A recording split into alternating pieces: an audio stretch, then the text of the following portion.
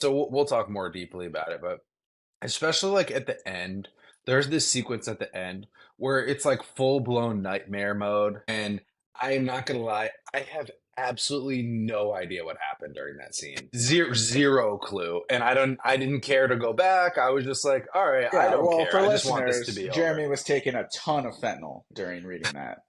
So he was very It was just confused. like it was this bizarre like because there's like this very it's like like he lives in a haunted house in Maine essentially, and it's like it's not haunted in like ooh spooky Halloween. It's like haunted as in his wife died and there's other people who've died in the house, so like their spirits are still there, and he's just like kind of cool with it until the end. It comes to a head, and then they like fall into this bizarre like true nightmare. And to me, that was the worst scene in the book.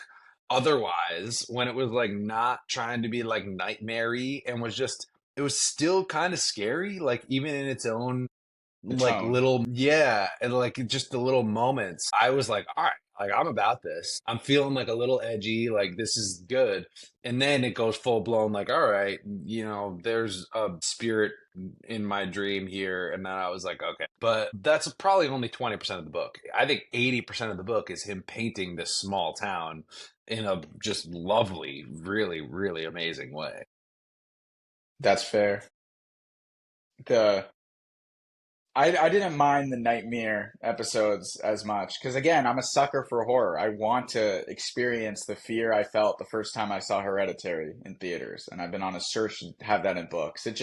It didn't scare me in this book. I think for me that was the bigger issue, and I wanted to be scared. I wanted to be reading this and freaking out, and I just haven't had that reading a book yet.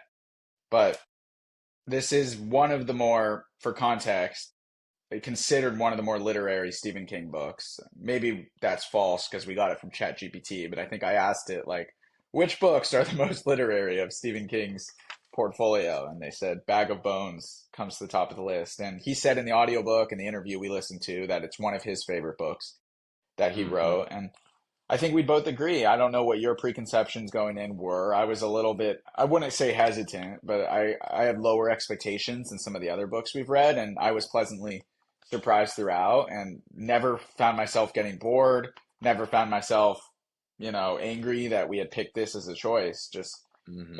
it sometimes felt like a very popular book in the sense of there's not a lot of ambiguity morally for the characters, despite clear attempts to make ambiguity